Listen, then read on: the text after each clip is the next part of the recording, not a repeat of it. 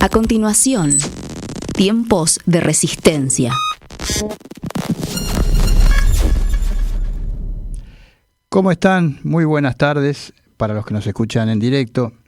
La historia se terminó finalmente de este berreta de la corrupción, este tipo chanta, cara dura, improvisado, Manuel Adorni, con el cual yo tengo un problema personal, creo que muchos tienen, pero el mío es personal, porque este soberbio que miraba a todos por arriba del hombro y creía que era la expresión, cuando era vocero, la expresión de un gobierno nuevo, anticasta, decían ellos, capaz que anticaspa en el caso de él, que se hizo implante de tejido, la verdad que no lo sabemos. Pero en aquel momento, el 1 de marzo del 2024, en la primera vez que fue al Congreso a abrir las sesiones ordinarias, el desquiciado de presidente que tenemos anunció con bombos y platillos en su discurso que cerraba la agencia Telam de noticias, un lugar donde yo trabajé 30 años. Yo ya estaba jubilándome en ese momento, a mí no me dejó en la calle porque yo ya estaba, un mes después salió mi jubilación. ¿Por qué lo hizo? Por ignorante, porque no sabía para qué servía una agencia de noticias, porque decía que ya no estaban más en el mundo, las agencias de noticias, mentira. Yo le puedo nombrar EFE de España, ANSA de Italia, DPA de Alemania, Franpress de Francia, todas estatales, todas. No le nombro las de Rusia y las de China porque van a decir que son comunistas, pero la de Corea, Yonhap, por ejemplo, los palestinos en Gaza tienen una agencia de noticias, por supuesto la agencia IRNA de Irán. Bueno, pero esas son gente que está en guerra. Bueno, no, entonces vayamos a la región. La agencia Brasil, estatal de Brasil, la agencia Andina de Perú, la agencia AVI de Bolivia, etc. Es larguísimo, todos tienen agencia de noticias, pero él no sabía para qué servía y alguien le dijo que era una cueva de kirchneristas.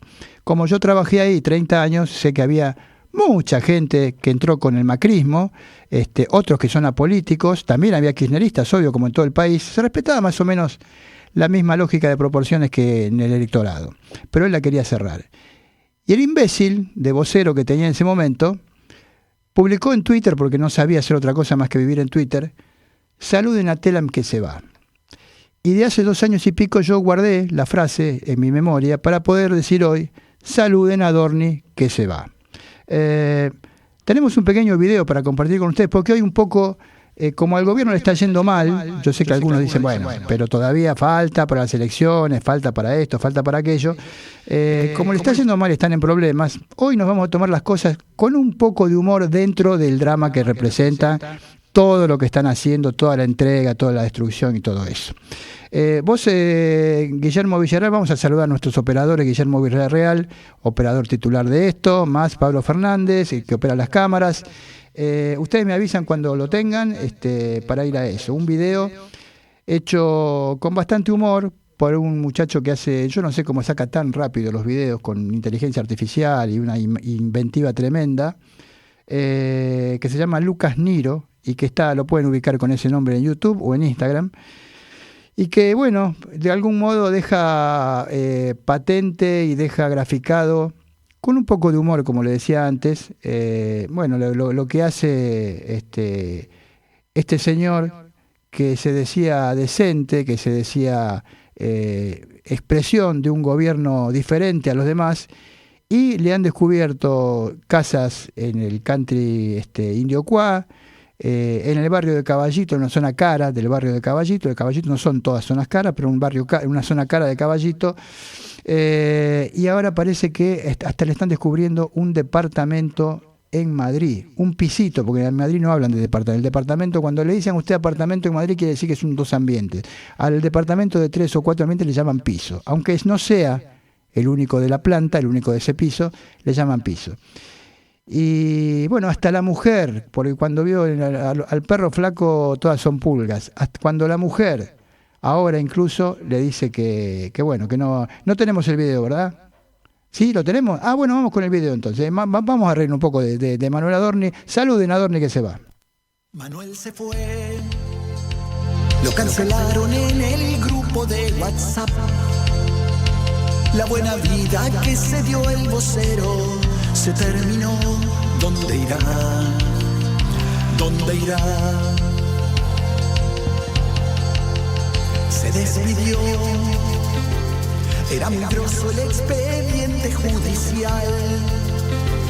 No pudo justificar el dinero que gastó cash. Gastó cash y se marchó. Nadie el verso se comió del pendrive y la Melas lo rajó por marmota y gritó: me voy para Indiocuá. Y se marchó. Nadie el verso se comió del pendrive y la Melas lo rajó por marmota y gritó: me voy para Indiocuá. Bueno, un poquito de humor para esto. La Melas lo rajó, sí, el jueves en que anterior, él renuncia un sábado, el jueves previo, Milei estaba de viaje en España. Dicen todos los que saben de esto que de la embajada norteamericana la llamaron a Karina Milei y le dijeron: basta, no va más, precisamos los proyectos que hay en el Congreso, porque los precisa Estados Unidos, no son nuestros, no son, los proyectos de este gobierno no son para Argentina, son para Estados Unidos. Precisamos los proyectos que hay en el Congreso, está todo trabado por culpa de este tipo, échalo. Y ese mismo día, esa misma tarde, Karina lo llamó y le dijo: te tenés que ir. Por eso, con mucho ingenio, este chico Lucas Niro pone que la Melas lo rajó, es decir, virtualmente sí. ¿Y quién es el recambio de todo esto? Bueno, ponen en la jefatura de gabinete para ir en contra de la casta. Qué mejor que poner a Diego Santilli, ¿no? Un tipo que nunca vivió del Estado, un tipo que nunca fue funcionario, no fue diputado, ministro, nada. Un tipo limpio, de toda limpieza. Ya empiezan a salir las denuncias, ¿no?, de las propiedades que tiene. Él dice que tenía plata de antes porque el padre fue presidente de River, director del Banco Nación. Esperen un cachito porque tiene empresas offshore, va a salir todo esto. Y asume con una función, un objetivo definido por el gobierno que es crucial: aprobar la reforma electoral, eliminar las PASO para complicar al peronismo, que ellos creen que el peronismo, si tiene PASO, va a dirimir todo ahí. En realidad no tienen ni idea de lo que es el peronismo ya ha dirimido internas en elecciones nacionales, como en el 2003, que había 3 candidatos, Menem, que fue el que más sacó, 24%, Kirchner, que sacó el 22%, y Rodríguez Sá, que quedó mucho más atrás. Esa fue la interna cuando no había PASO, y no había interna tampoco, y a partir de ahí llegó Kirchner a la presidencia y todo lo que ya sabemos. Así que con eso solo no lo van a complicar, pero para que usted vaya curándose en salud y sepa la que se viene, asumió con 13 gobernadores en el acto. 13 gobernadores en el acto de asunción, de jura.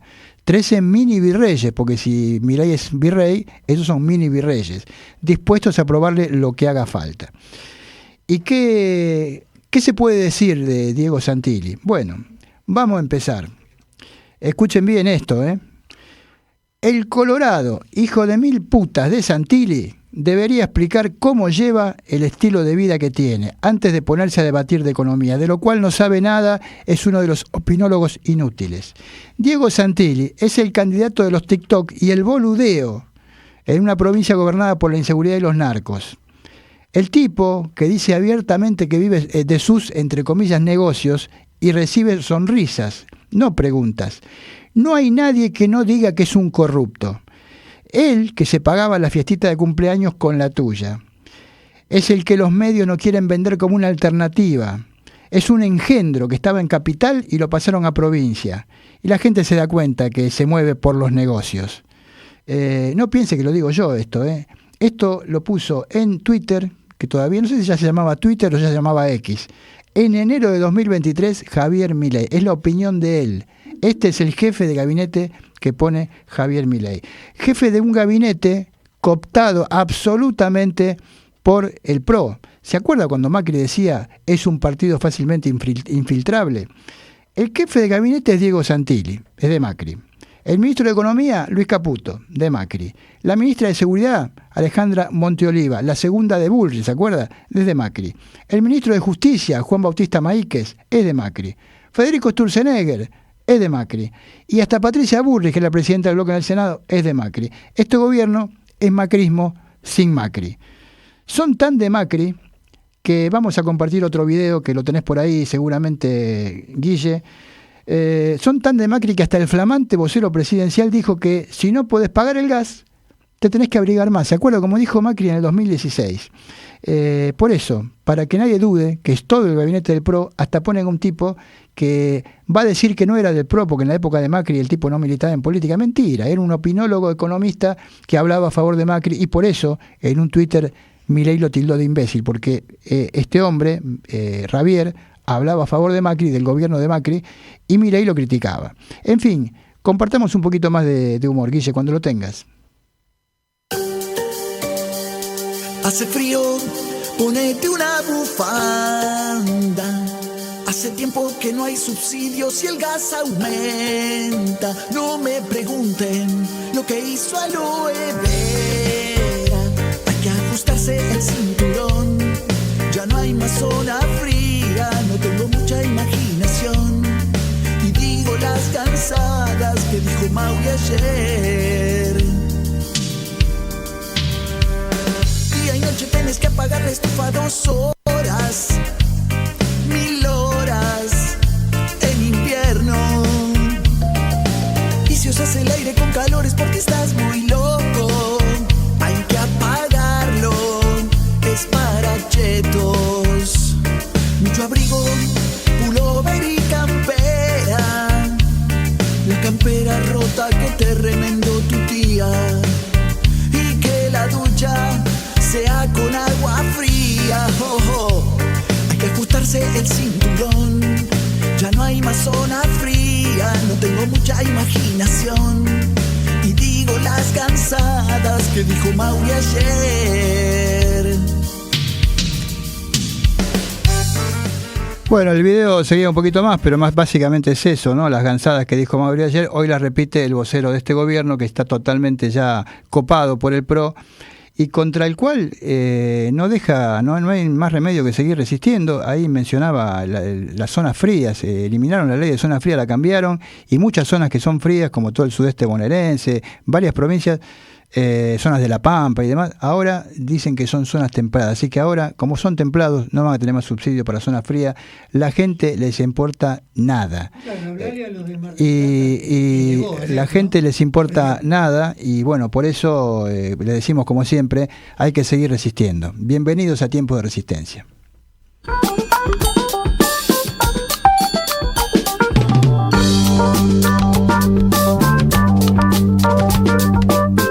En tiempos en los que hay que resistir y reinventarse. Comienza Tiempos de Resistencia. Tiempos de Resistencia, porque la resistencia es colectiva.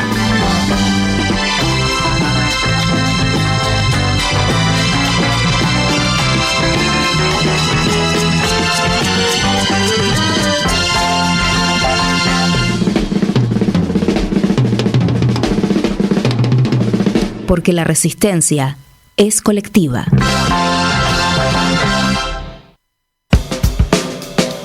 Bueno, ahora abrimos formalmente el programa de este viernes 3 de julio de 2026. Lo digo como siempre la fecha para aquellos que nos escuchan en diferido a la noche o durante el fin de semana con más tiempo. Programa número 107 de Tiempo de Resistencia acá en Radio Con Aguante. Señora Patricia Machado, ¿cómo le va? Contenta porque se fue el adorno, y cuando se vayan todos voy a ser feliz, feliz, feliz. Voy a cantar, voy a bailar, porque esto es una peste lo que tenemos como gobierno. En medio de toda la operación de encuestas dibujadas que el gobierno difunde en Clarín, La Nación y demás, salió una encuesta del CEOP de Roberto Bachmann, que vamos a ver si la hablamos el viernes que viene. El repudio al gobierno es altísimo, y la cantidad de gente que prefiere cualquier otra cosa antes que siga este gobierno, totalmente. 60 y pico %, muy alta. Miguel Calabozo. Bien, pero con frío, decía un amigo mío, está fresco pachomba. Y acá parece que lo único que baja es la temperatura. Hablando de zonas frías, que ayer decían que no sabía si iba a salir y ahora estamos comentando que puede ser que salga.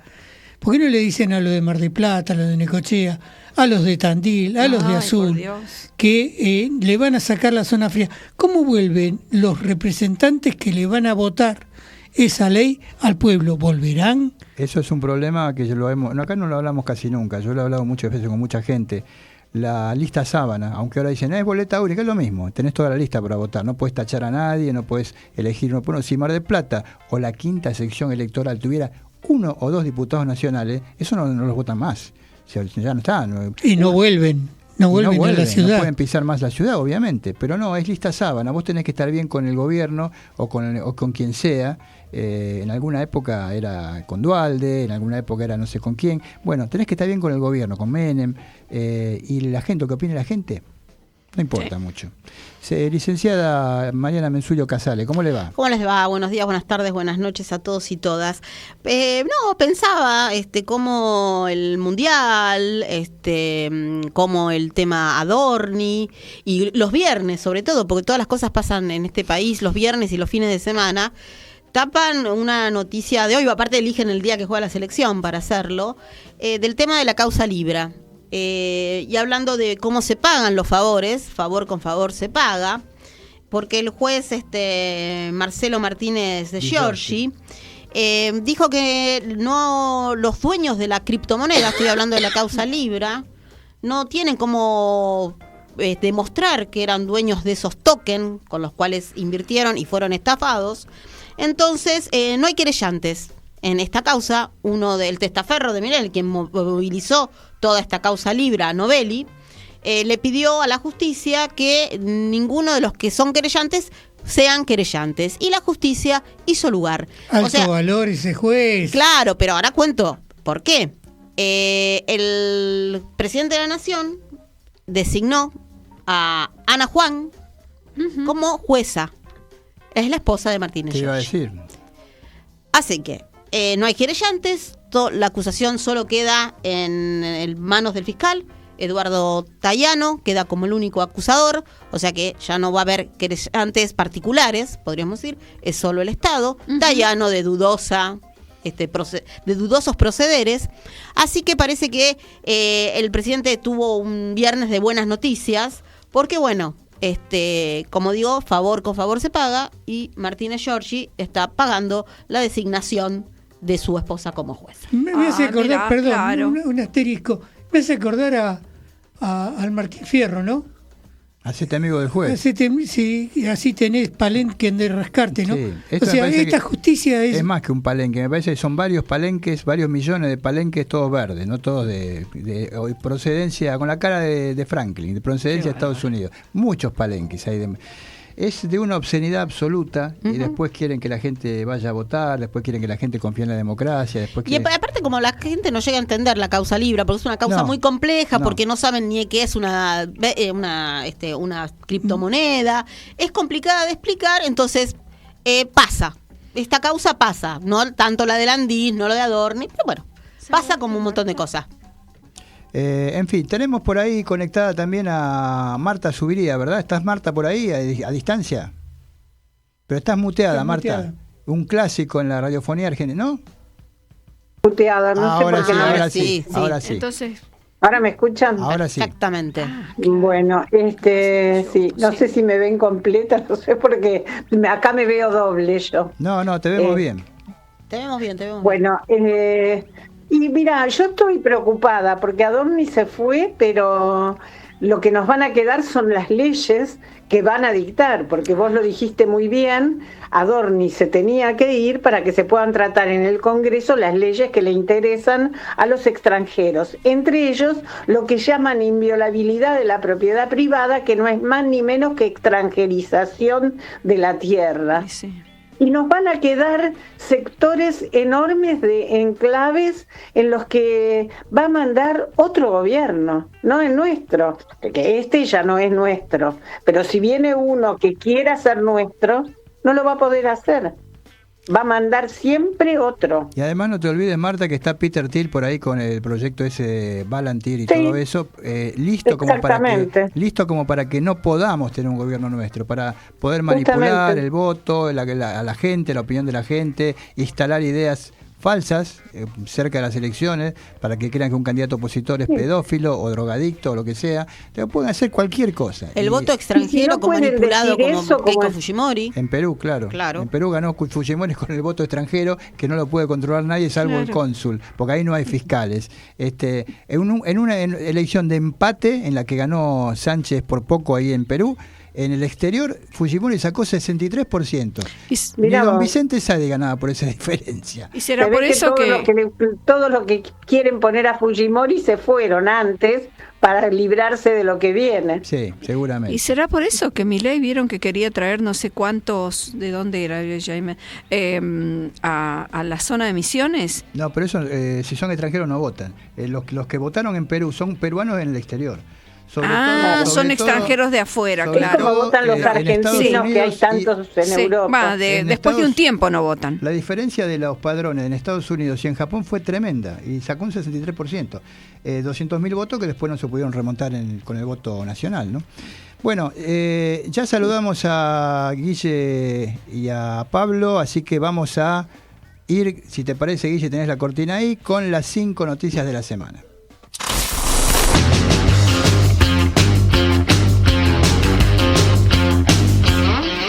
Las 5 noticias de la semana en tiempos de resistencia.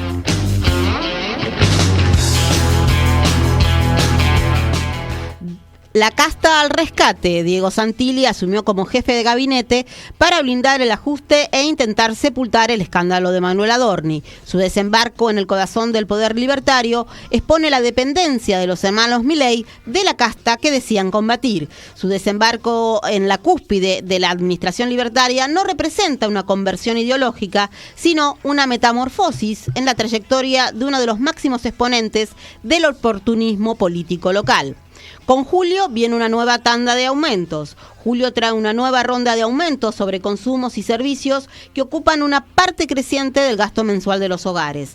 Las subas alcanzarán a electricidad, gas, agua, transporte público, peajes, BTV, medicina prepaga, telecomunicaciones, alquileres y cuotas educativas. La suma de todos los ajustes vuelve a impactar sobre el costo de vida y termina reflejándose en el presupuesto cotidiano. Desguace nuclear. La Comisión Nacional de Energía Atómica atraviesa una de las mayores crisis de su historia reciente. La decisión del gobierno de Milei de no renovar al menos 170 contratos de profesionales, investigadores, técnicos y personal administrativo desató una ola de protestas en distintos centros atómicos del país y reavivó el debate sobre el futuro del desarrollo científico y tecnológico argentino. Los trabajadores denuncian que la medida constituye un nuevo capítulo del ajuste sobre el sistema científico nacional y advierte que pone en riesgo proyectos estratégicos vinculados a la energía nuclear, la medicina nuclear y la soberanía tecnológica. En la ciudad también se consigue. La motosierra de Jorge Macri en la ciudad ataca fundamentalmente a la educación pública. La última tijera que se conoció es el caso del Instituto Superior de Tiempo Libre y Recreación, donde se cerraron la mitad de las comisiones de la única tecnicatura en recreación que forma profesionales para políticas socioeducativas. Esto se sume a la eliminación de 44 cargos docentes de las escuelas primarias para adultos. La impunidad del agronegocio. En un fallo a medida del modelo de agronegocio, el Tribunal Oral Federal 2 de Rosario absolvió a los 7 productores acusados de fumigar con agrotóxicos y afectar el ambiente y la salud de los vecinos de Pergamino. Argumentaron que los hechos imputados a cada uno de ellos no fueron debidamente acreditados. Sin embargo, resolvieron condenar a 2 funcionarios municipales a cargo de fiscalizar las pulverizaciones con agroquímicos en esa localidad bonaerense. Sabrina Ortiz, víctima y denunciante, dejó en claro que seguirán todas las instancias hasta que dejen de fumigarlos. Hay que aprender a resistir, ni a irse ni a quedarse, a resistir, aunque es seguro que habrá más penas y olvido. Juan Gelman.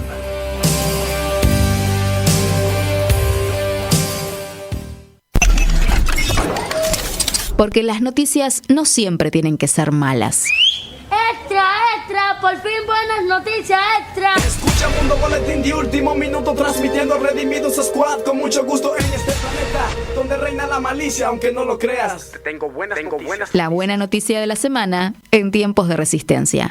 Yo tengo más buenas noticias para ti, yo tengo buenas noticias para ti, yo tengo. Bueno, la buena noticia de la semana viene de la mano de los trabajadores del Hospital Garrahan, porque la Cámara Federal de Casación Penal, una de sus salas, confirmó el archivo de la causa iniciada por las autoridades del hospital contra el grupo de empleados y delegados sindicales que protagonizaron una protesta salarial en octubre del 2025. Las autoridades del centro de salud habían denunciado a los trabajadores y dirigentes sindicales que tomaron las oficinas de la dirección durante una manifestación. Fue la manifestación en la cual repudiaban que les hayan descontado los días de un paro que habían hecho, obviamente siempre respetando las guardias y la atención mínima del hospital. Bueno, el reclamo, como decía, apuntaban a que se reintegren los días de sueldo por los no trabajados por adherir al paro, y el Ministerio Público Fiscal había solicitado desestimar la denuncia de manera directa, y la Fiscalía argumentó que los hechos narrados en la denuncia no se desprenden de situaciones delictivas ni surgen sospechas suficientes que habiliten el impulso de una investigación penal. La justicia determinó que los hechos, la Cámara Federal de Casación, que archivó la causa definitivamente, determinó que los hechos no constituyeron un delito penal, sino que se encuadraron dentro del derecho constitucional a la protesta y la actividad gremial. Con lo cual, el derecho a huelga, por más reforma laboral que haya dando vuelta por ahí, sigue siendo un derecho. Muy bien. Todavía se sostiene, pero hasta por ahí. En fin, todavía no tenemos la comunicación de nuestra invitada de hoy. En fin, me parece que todo esto va a ir teniendo la justicia un rol fundamental. La verdad que si dependemos de la justicia estamos en el horno. Lo de Matías Giorgi, lo de Martínez de Giorgi de hoy es un hecho grave. De gravedad absoluta, como les gusta decir a algunos. Sí, vamos a ver qué pasa con la causa de Adorni, ¿no? Que la tiene el hijo, y la esposa del hijo también aspira a un cargo en el Poder Judicial. No creo que no es jueza, sino algún otro cargo. Creo que quieren ponerla como jueza federal, me parece. ¿También como jueza federal? Creo que es jueza y la quieren asumirá jueza federal, claro. Es jueza de menor rango. La quieren, ¿Te imaginas en una familia que tenés dos cargos de jueces federales? Pero sabes, bastante bien, ¿no? Convengamos que son cargos que no tienen vencimiento, no son como 4 años como los políticos, que pueden reelegir. En este caso, hasta que te morís, Esa sería la mujer del hijo, la que una es la mujer del hijo, y de la que estamos hablando, que ya cumplió su pago, sacando a todos los querellantes de la causa, es Martínez de Giorgi, que es Comodoro Pío, como le dice el Gato Silvestre, Comodoro Pro. En definitiva, porque bueno, es así, y hay un montón territorio de cosas. Para los que están desprevenidos, manejado por Mauricio Macri. Con su operador Angelici, ¿no? Daniel Angelici es su operador principal. Primer presidente de Boca, hincha de Huracán de la historia. Bueno, pero hay varios que son así, algunas cosas raras. No, pero eso no pasa nunca. Pasó cuando Macri tenía un montón de gente que colaboraba con él, y claro, no eran todos hinchas de Boca. Bueno, y se metieron todos en Boca porque él estaba presidente de Boca. Tornelli era el jefe de seguridad, y ahora sigue siendo fiscal. Claro, pero Tornelli debe ser de Boca. El caso de Angelici, yo me burlo de Angelici porque es hincha de Boca. No, dice, toda mi familia era socia de Huracán porque éramos del barrio, pero yo soy hincha de Boca, decía el caradura de Angelici, que vio en Boca una gran forma de hacer negocios, ¿no? Obviamente, bueno, como todos los que rodean a Mauricio Macri, en definitiva, ¿no? Pero bueno, veremos qué pasa con la justicia, y así seguimos. Bueno, creo que tenemos ya en línea nuestra entrevistada de hoy. Si la querés presentar, Marta, ¿o querés que la presente? ¿Me escuchan? Sí, perfecto. Bueno, yo quería comentar que Laura Lagarde nació acá, en San Martín, desde donde estoy hoy. Es gestora cultural, periodista de investigación y documentalista. Su proyecto Identidad Barrial y Territorial fue declarado de alto interés artístico y cultural por la Cancillería Argentina. Recibió premios y reconocimientos tanto de organismos nacionales como internacionales. Sus producciones documentales, de las que doy fe, se destacan Uso mis manos, uso mis ideas, la trilogía Gabliotas Blindadas, Historias del PRT-ERP, La Chispa, Buscamos Vida y Hay un fusilado que vive. Actualmente trabaja en la Municipalidad de San Martín y participa activamente en organizaciones de derechos humanos, memoria y género. Laura Lagar, ¿nos estás escuchando? Laura? Hola. Laura, ¿nos estás escuchando? Estamos tratando de ver si tenemos la comunicación ahí A con... lo mejor está... Ella no nos escucha, pero nosotros ella sí. ¿A Laura Lagar? Sí, yo lo estoy... Ella dice hola. A ver... Hola. Ahora sí. ¿Se escucha? Hola. Ahora sí. Hola, Laura. Ahora sí. ¿Qué tal? Bueno, Laura, ahora sí, ahora los escucho. Hace pocos días se cumplió un nuevo aniversario de un hecho triste y trágico de la política argentina, que fueron los fusilamientos de José León Suárez. Y ustedes ahí, vos estuviste encabezando un proyecto que llevó adelante para recordar todo esto y contar un poco a la audiencia qué fue lo que hicieron ahí desde San Martín, porque José León Suárez, donde fueron los fusilamientos, queda en el partido de San Martín, ¿no? ¿Qué hicieron desde ahí? ¿Qué tal? Buenas tardes. Bueno, este trabajo viene hace mucho tiempo, ¿no? Cada vez que se va a cumplir un aniversario, siempre se planifican actividades, el acto, diferentes tipos de actividades, cine, presentaciones de libros. Bueno, y este año, a todo lo que venimos normalmente cada año haciendo, se le sumó el juicio. Un juicio muy esperado después de 70 años. Seguro. Y bueno, trabajamos sobre todo con las familias, en lo que fue la base, la búsqueda de información, bueno, todo, digamos, desde la parte logística como la parte de investigación y también emocional. Yo te propongo porque una cosa, Laura, Sí. porque parece realmente increíble a esta altura, pero todavía hay gente que no sabe bien lo que pasó. ¿Qué pasó en José León Suárez ahí en junio de 1956? La noche del 9 de junio de 1956 hay un grupo de muchachos y otros más grandes que están escuchando la radio y jugando a las cartas, esperando que por la radio se anuncie una proclama que iba a dar el general Valle para ir hacia los cuarteles y después hacia la Plaza de Mayo en acompañando al alzamiento. Al alzamiento. Un alzamiento exactamente. Yo siempre me encargo de recalcar que era un alzamiento en defensa de la Constitución Nacional para restablecer la democracia. Uh-huh. Exactamente, para restablecer la democracia, que en ese momento estaban Aramburu y Rojas, ¿no? Que era una dictadura. Exactamente. Bueno, entonces hay un grupo de aliados a Perón y de las fuerzas que organizan esta proclama y este levantamiento para volver a recuperar la democracia.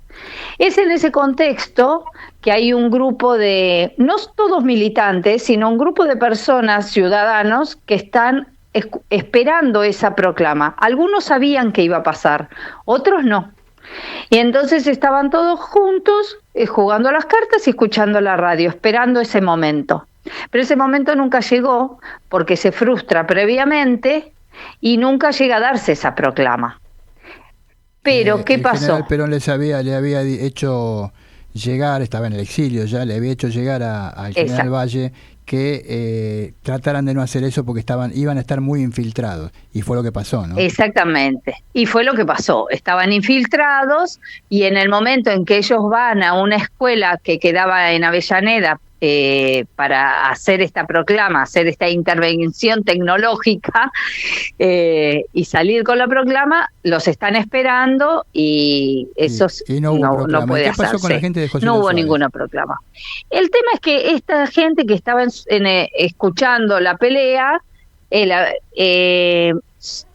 llegan sorpresivamente pateando la puerta y entrando buscando a Tanco. Tanco era uno de los generales de ese momento que estaba junto con el general Valle. Claro. Pero Tanco no estaba en el lugar, era solamente un grupo de ciudadanos. ¿Qué hace la policía? Irrumpe y se lo lleva preso. Se lleva preso a 12 personas. De esas 12 personas, 5 son fusiladas en José León Suárez y 7 sobreviven. En realidad los fusilan a todos y 7, como eran tan ineficientes, Exactamente. 7, algunos se hacen los muertos, otros salen corriendo. Era un basural a la madrugada en el medio de la nada, no había luz, nada. Exactamente, porque primero lo que lo llevan es a la regional de la Policía Provincial en San Martín, que eso queda en el centro de San Martín a 2 cuadras de la Plaza Central. Los tienen ahí esperando, pero llega la orden de que hay que fusilarlos, ¿no? Entonces, Desiderio Fernández Suárez desde La Plata dice, fusílelos. Jefe de policía. Entonces, los sacan en un camión les dice que los fusilen en un descampado. Primero pasan por el Liceo Militar de San Martín, que queda, digamos, a unas 15 cuadras de lo que es la plaza central de donde ellos estaban, y ahí le dicen, no, acá no, nosotros no nos vamos a sumar a esto. Sigan, acá no. Entonces siguen por la ruta 8 y van a terminar en lo que en ese momento decían es el camino de cintura hoy, La Márquez, también se la conoce Avenida Rosas, que van a ir por esa hasta el descampado, que queda justo, digamos, para que la gente pueda ubicarse si miren los mapas, enfrente al Club Alemán, que era lo único que había más o menos en la zona. Claro. Está el Club Alemán y algunas casitas dispersadas, y el resto era un gran basural. Claro, porque cerca de un basural no como era el de hoy, ¿no? La gente no vive cerca de un basural, ni las calles están asfaltadas, ni iluminadas, ni nada. Claro. Solo había una calle asfaltada, que es la de la puerta del Club Alemán. Claro. Solo esa. Y en eso había muchos vados de agua. Ahí cerquita pasa el río, es un brazo del río Reconquista. Claro. Y había, después, años más tarde, también hay unos... un lugar donde van todos los vecinos con un recreo, donde estaba sobre ese río, se podía navegar en botecitos, la gente iba a la pileta, se lo conoció como las piletas Marimón. Estamos hablando de la década del 50, hace muchos años. 50, 60, exacto. Claro. Porque después, cuando llega la dictadura y aparece aquella empresa Manliva, que fue conocida que era la que recogía la basura, va a ir a tirar toda la basura sobre estas piletas Marimón y crearse el SEAMSE. Sí, era todo Manliva... un espacio de esparcimiento donde había parrillas, donde la gente disfrutaba y donde estaba un lugar, digamos, sano. Recordemos, ¿no? Laura, que la empresa Manliva pertenecía al grupo económico SOCMA, es decir, Sociedades Macri. Exactamente, era Macri. Sí. Las primeras. Macri sabemos que empezó con unas 8 empresas y terminó como más de 40, ¿no? Y bueno, ¿qué hicieron ustedes para recordar toda esta tragedia, todos estos asesinatos que se ocurrieron, que además hubo asesinatos en otros lugares, en una comisaría de Lanús? Exactamente. En otros lugares, fueron fusilados en la cárcel de la Avenida de las Heras, el General Valle y otros militares. Sí. Pero ¿qué hicieron ustedes con esta gente, estas mártires de José León Suárez? Bueno, nosotros cuando se cumplieron, por ejemplo, los 60 años...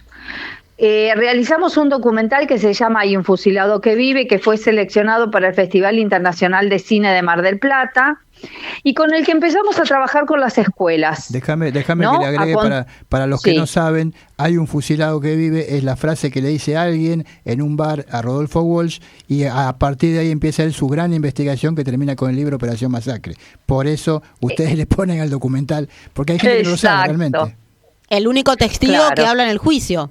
Libraga.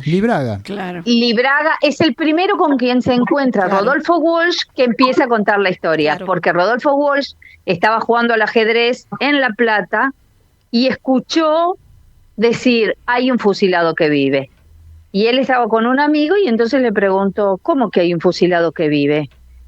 ¿Qué pasó? ¿Cómo puede ser? Y también ahí comienza también el cambio de Rodolfo Walsh en su forma de escribir y de, sobre todo, de pensar. Sí.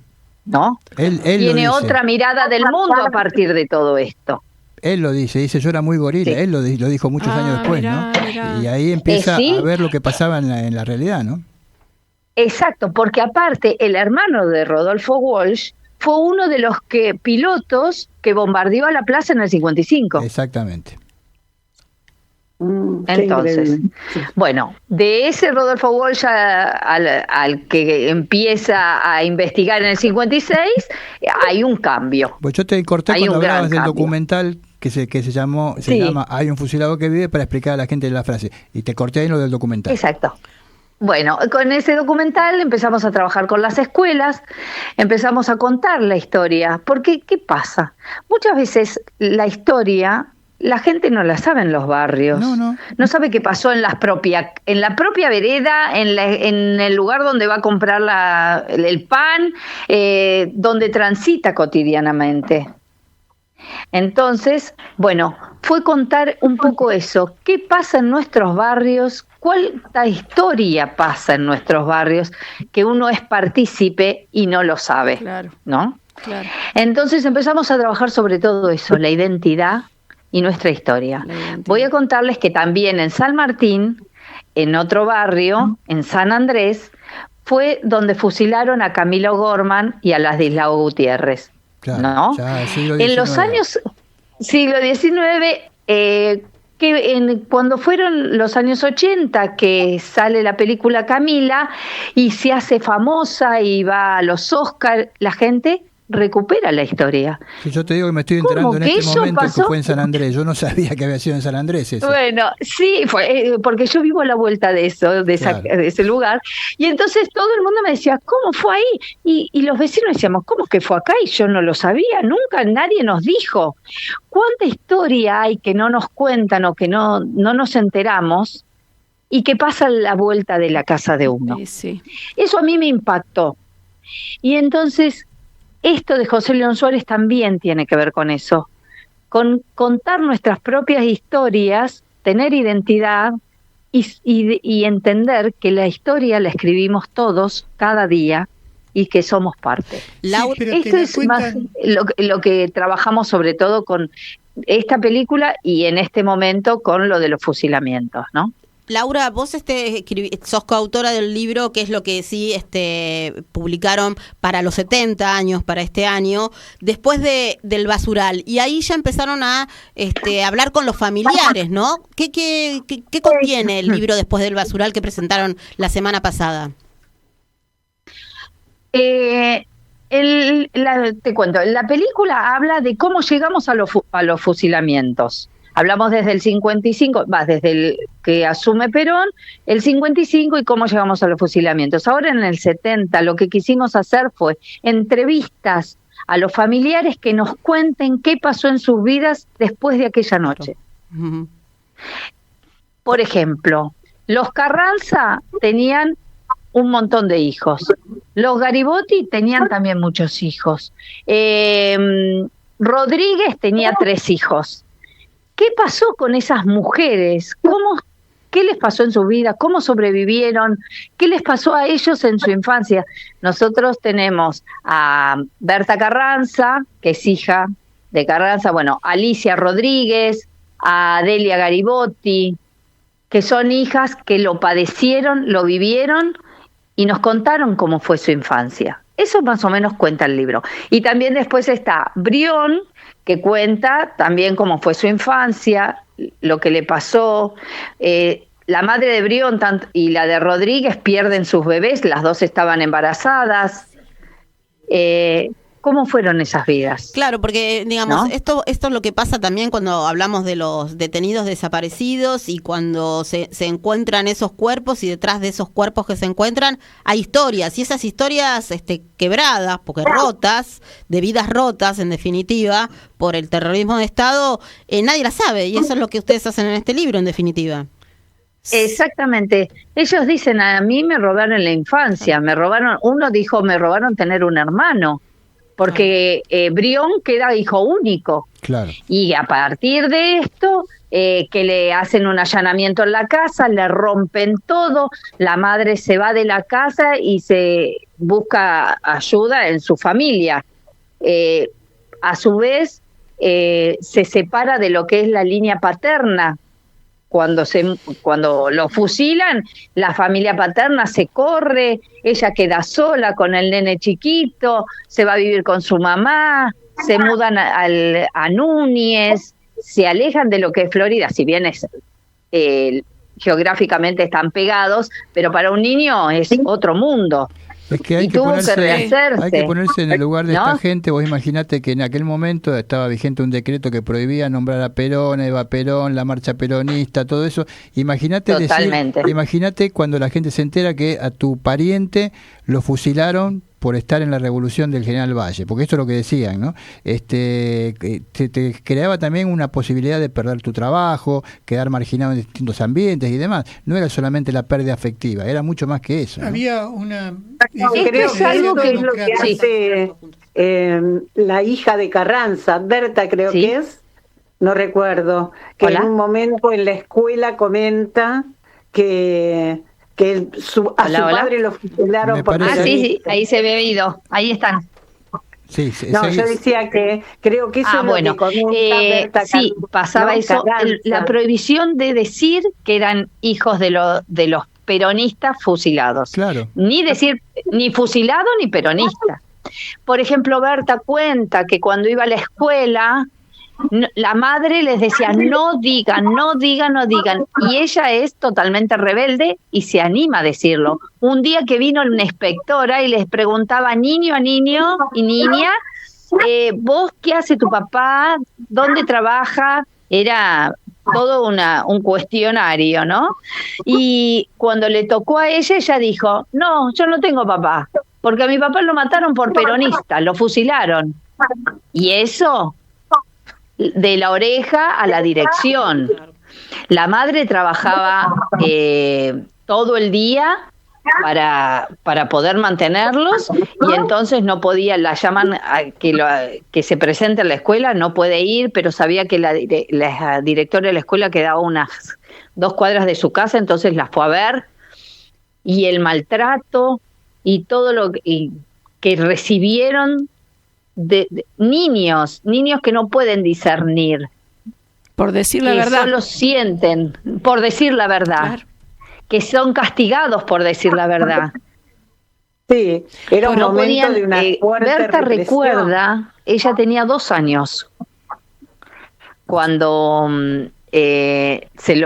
él lo matan, y ella recuerda cosas del padre, por ejemplo, que le decía que venía el Omien, porque la madre les había enseñado que no tenían que decir que viene papá, viene el hombre era su papá. Y entonces lo que hacía Carranza era rajunear porque estaba en ese momento escondido, digamos, clandestinamente, andaba clandestino, entonces pasaba por su casa y rajuneaba la persiana de la ventana, y entonces ella, que estaba, la madre la dejaba ahí de guardia, tenía esa función por si escuchaba que venga el padre. Entonces ella eso recuerda, el rasguido de la ventana, y que ella empezaba a decir el Omien, que llegó. Como no podía decir papá, tenía que decir el Omien, no podía decir que era Carranza. Claro. Tantas historias. Pero Laura, desde 2 años, hoy tienen 70 esas señoras.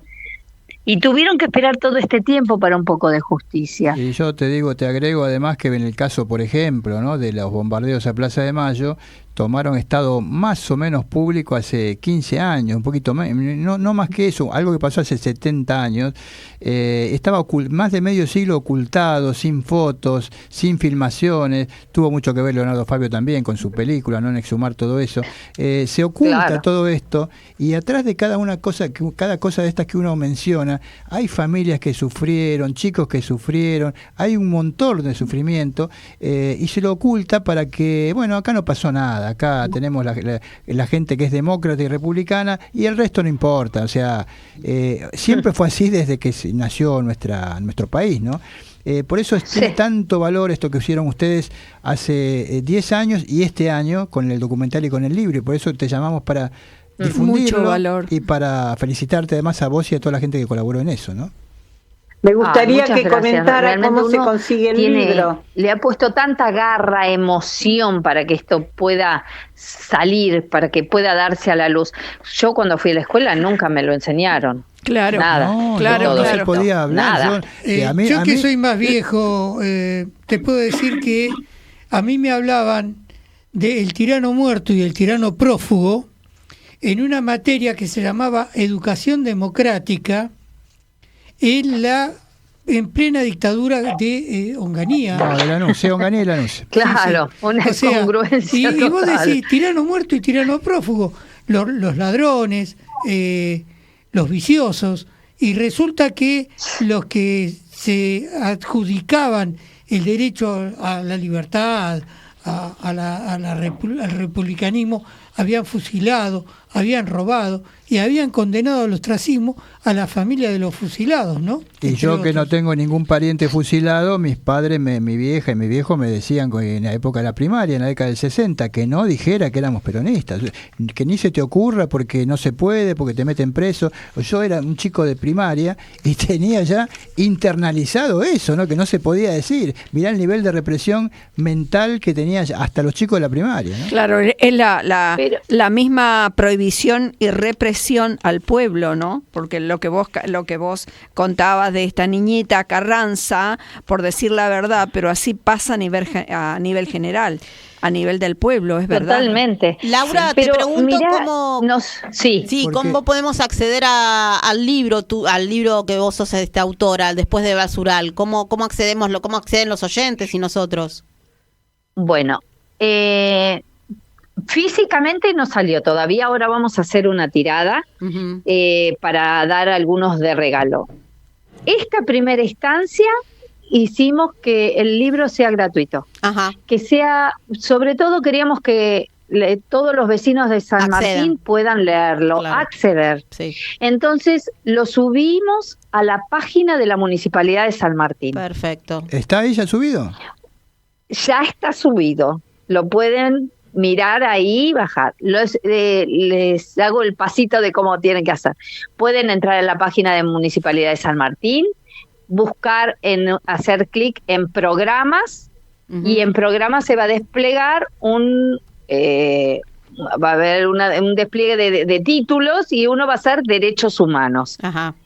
Hacemos clic en derechos humanos y nos va a desplegar el archivo de la memoria de San Martín, que ese es otro trabajo que hice, que es la recuperación de la memoria. Hice todo un relevamiento de espacios, sitios, placas, esquinas por la memoria, lugares donde se hacen los juicios de lesa humanidad, bueno, todo lo que tenga que ver con memoria, y armamos ese espacio de archivo. Uno puede entrar y, por ejemplo, buscar por barrio los desaparecidos de San Martín, y eso está mapeado. Y ahí tenemos una reseña. Y ahí tenemos también, exactamente, una de las partes del archivo de la memoria, Laura, tenemos. Mientras vos indicabas, yo acabo de acceder. Estoy entrando al libro, así que fui siguiendo los pasos. ¡Qué maravilla!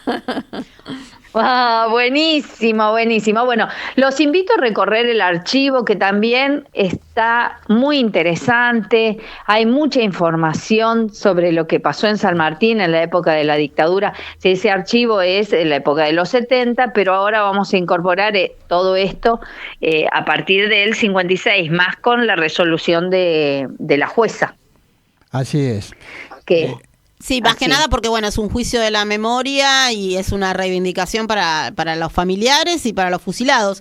Tiene que ver más con la Exactamente. reivindicación que, porque, bueno, los que tienen que estar condenados a cadena perpetua, como dijo la jueza Vence, están muertos, ¿no? Entonces, es más que nada una reivindicación a los familiares. Sí, Sí. de todas maneras, con la cuestión Sí. del libro, me parece que ahí también habría, porque he visto que hay un pedido para que se incluya como texto En las escuelas. En las escuelas, y eso estaría re bueno, Sí, porque sí. tiene que ver con la verdad histórica. Así es. Exacto.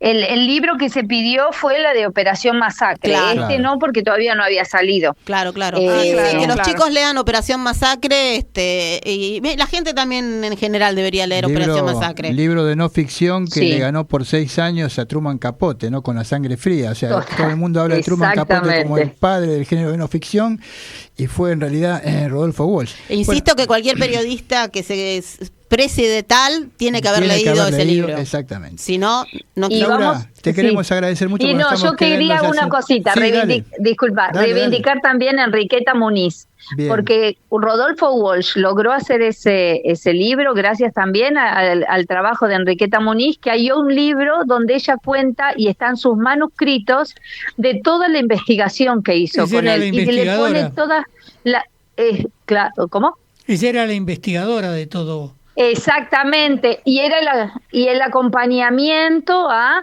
Rodolfo en todo el caminar para llegar a cada uno de los entrevistados, porque había algo que Walsh no podía hacer, no tenía como ese feeling para poder entrevistar, Claro. para llegar a las familias. Ah, mirá, Y qué entonces le cerraban la puerta y no le daban entrevista. Ah, Y claro. era Y ella- Enriqueta ella sí. la generadora, la productora, qué importante la productora. La productora, Ahí tal cual.